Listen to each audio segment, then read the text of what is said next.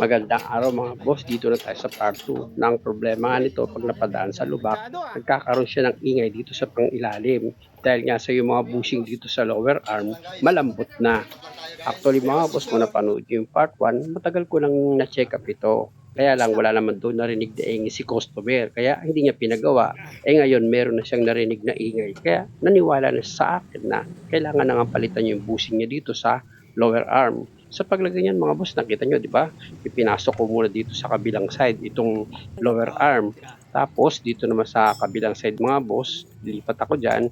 Makikita nyo, haluin nyo lang yan para maipasok nyo rin dito sa kabilang side itong lower arm niya.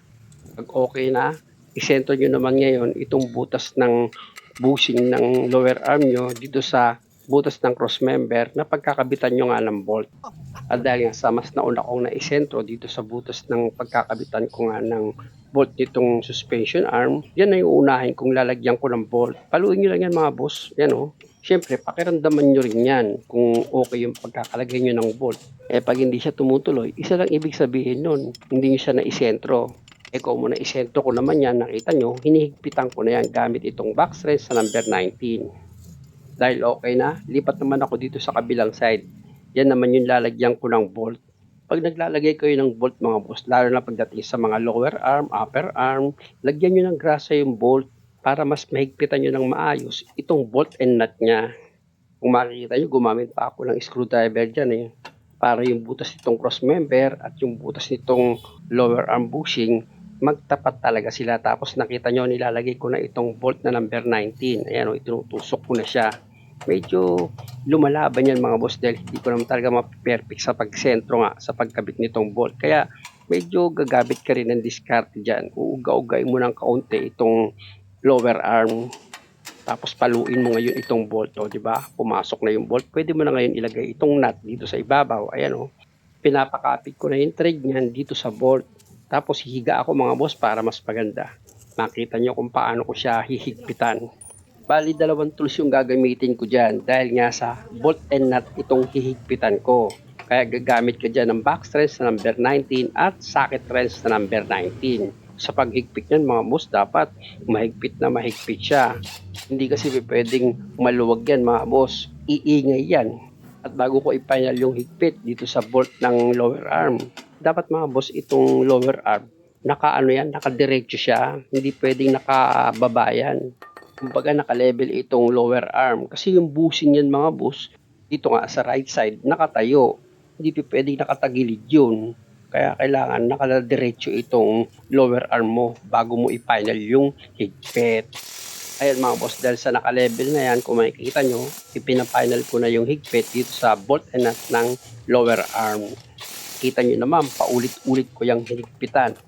Dahil okay na, bago ko ilagay yung bolt na number 19 dito sa cross member, syempre, papahiran ko rin yan ng grasa. Tapos, ipakapit ko na yan dito sa thread niya. Ayan mga boss, nakasentro na yan. Kaya kahit itinodo ko man yung higpit dun sa bolt ng lower arm, sigurado naman ako sa sarili ko na naisentro ko na yun ng maayos. O kita nyo, higpitan ko na itong bolt ng cross member ko. Talagang higpitan ko rin siya ng maayos, syempre.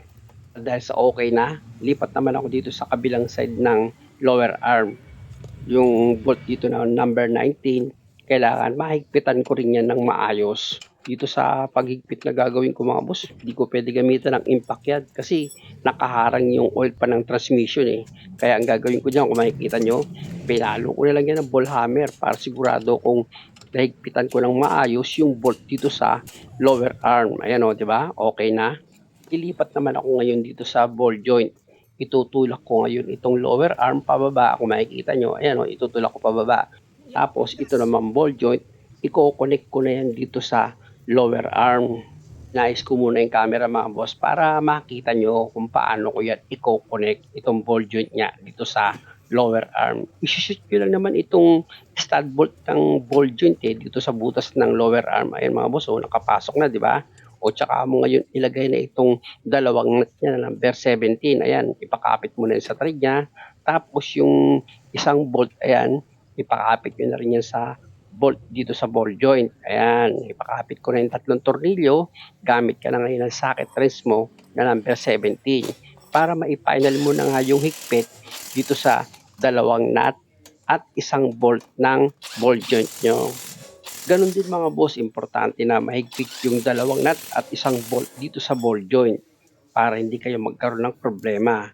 At pag okay na, balik na ulit ako dito sa stabilizer linkage. Tinanggal ko kasi itong stabilizer linkage dito sa pagkaka-connect niya sa shock absorber dahil nga sa kung mahawakan ko yan, parang malakas yung alog nitong bola ng stabilizer linkage. Kaya ang ginawa ko, kinalas ko yan para ma-check up ko siya. Kaya lang negative naman, kaya ibinalik ko na rin siya ngayon. Number 17 lang naman yung nut niyan na after ko nga mahigpitan, punta naman ako dito sa tie rod. Sa paglagay naman nitong tie rod mga boss, syempre ipasok nyo lang dito yan sa steering knuckle niya. Yan o, yung butas. Pag naipasok nyo, pwede nyo na ngayon ilagay itong nut dito sa tie rod. Ipakapit nyo na yan sa thread niya. Pag okay na, o gamit yung socket wrench nyo na number 17, higpitan nyo na ngayon itong tie rod. Ayan, di ba?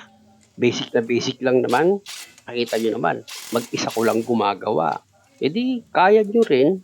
Siyempre naman, after yung mahigpitan itong nut dito sa tie rod, dapat wag nyo kalimutang ilagay itong cutter pin niya. Importante yan mga boss, para itong nut, hindi siya luluwag. Diba? Alam nyo mga boss, kung ganitong klase yung sasakyan nyo, 2012 model, kayang-kaya nyo nang palitan yung lower arm yan or yung bushing yan kung kayo ang gagawa. Ba't sundan nyo lang itong pagkakagawa ko dito sa video? Kasi nga, ang purpose ko sa paggawa ng video, kahit man lang ba sa maliit na paraan, kahit papano, makatulong ako sa inyo. Nakita nyo naman, sa paggawa ko ng video, may mga tao pa rin na naiinggit, nagagalit, talagang sisiraan niya yung ginagawa mo. Kahit sa customer, okay na, sa kanya hindi pa. Kasi nga, mga boss, kaya gano'n ang ugali niya. Yung kinakain nun, hindi niya pinaghihirapan. Galing yun sa panluloko. Kasi nga, Diyos naman yung may sabi na kung ano yung ipinasok mo sa bibig mo, yun ang lalabas. Kita mo, di ba? Kapag kumain ka ng galing sa kawalanghiyaan, ang lalabas sa bunganga mo, kawalanghiyaan din eh. Pamimintas, paninira, yun ang lalabas sa'yo. Pero pag yung kinakain mo galing sa malinis, ang lalabas sa bunganga mo natural, malinis din. Eh sabi ng Diyos yun hindi ako may sabi niyan. Ilagay ko na nga itong transmission support. Kita nyo naman, paglagay ko ng transmission support, walang kahirap-hirap, nakasentro agad, di ba? Kasi nga, i-level ko yan mga boss. Tandaan nyo mga boss, dito tinuturuan ko kayo na dapat pag mag-judge kayo, siguraduhin nyo na naka-level yung tayo nung makina mo. Hindi pwedeng tabingi kasi hindi mo mailalagay ng maayos itong transmission support. Mahihirapan ka. Dito mo sa paglagay na ginagawa ko, hindi ako nahihirapan. Ayan. Ayan ang tatandaan nyo. Kaya ako yan itinuturo sa inyo. Kasi nga, pag ganitong trabaho, medyo mahal ang sigel. Lalo na pag ang natapat mo, si Boy Palit, si Kuya Mando, si Kuya Rugas, sasabihin sa inyo niyan, naku, ang hirap-hirap gawin yan kasi iangat mo pa yung transmission yan, hindi mo mabubunot yung bolt dito sa lower arm. Kaya medyo mataas ang sigil namin pag ganyan. Kasi nga, marami pang kakalasin. 3 pa kaming gagawa. Kalokohan ako nga, mag-isa lang. Kaya kayo na mga viewers ko na mahilig mag-DIY, kalokohan yung kailangan nyo pa ng helper. Kahit pag-isa nyo lang, kaya nyo yan.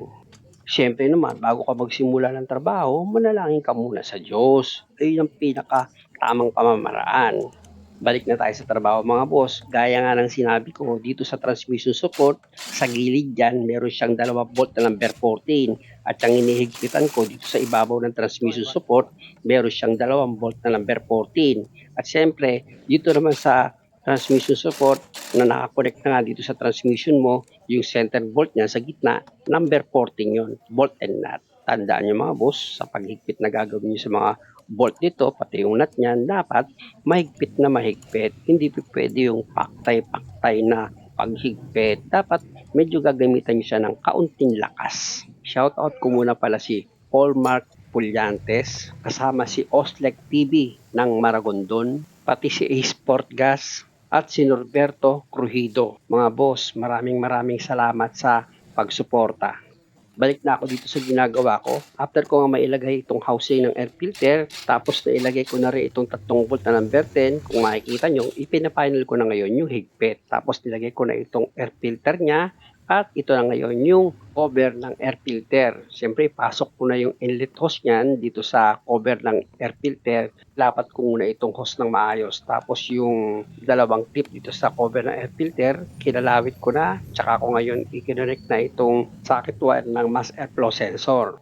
Tapos gumamit kayo ng socket rin sa number 10 para itong clamp dito sa inlet hose, mai-final nyo na rin yung higpit. Dahil sa okay na, pwede nyo na ngayon ilagay itong battery. At yung positive at negative wire nitong battery, i-connect nyo na rin. Pati yung bracket ng battery, syempre, ilagay nyo rin. Alam nyo mga boss, kukumpletuhin ko itong video.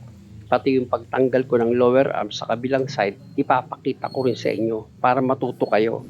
Kasi kung dito ang nakaharang yung oil pan ng transmission, doon naman sa kabilang side ang nakaharang yung oil filter ng makina, yung housing niya. Kaya importante mga boss na makuha nyo sa akin yung idea kung paano nyo yun tatanggalin yung lower arm sa kabilang side. Kaya nga nang sinabi ko, kung ganitong klase sasakyan mo tapos ipapagawa mo sa labas, naku baka mamaya dumami yung sira o kaya naman hindi nga dumami yung sira, kaya lang mahal ka naman singilin. Di ko na lang ang gumawa ng sasakyan mo. Madali lang naman. Nakita nyo naman mga boss, basic ko lang yung ginawa. Dapat pinaka-ready ka lang syempre na dalawang jack. Kasi nga yung isang jack para dito sa sasakyan ni customer, nakaangat yan. Tapos yung isa naman jack para sa transmission, itaas baba mo siya. Ganon din sa kabilang side nito mga boss, dalawang jack din yung gagamitin ko. Yung isa para sa sasakyan ni customer na nakaangat yan, tapos yung isa naman para sa makina. Iaangat ko rin yung makina nito eh. Kasi sa kabilang side, makina na yung nandun eh. Kaya isasama ko yun sa video mga boss para matuto rin kayo at magkaroon kayo ng idea. Muli mga boss, pakiabangan sa party at maraming salamat sa panonood. Alas 3 na ng madaling araw, pahinga na ako. At kung maaari naman, kung okay lang naman sa inyo, pa-subscribe naman itong channel ko. Maraming salamat.